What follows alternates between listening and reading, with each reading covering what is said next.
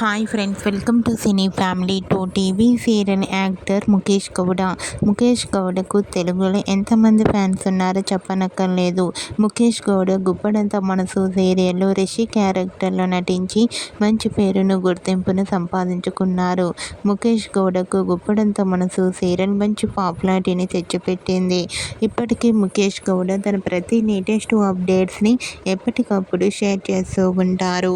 అయితే రీసెంట్గా గుప్పడంత మనసు సీరియల్ హీరో రిషి తన రియల్ లైఫ్ లేటెస్ట్ ఫొటోస్ను షేర్ చేశారు. ఆ ఫొటోస్లో ముఖేష్ గౌడ చాలా హ్యాండ్సమ్గా కనిపించారు.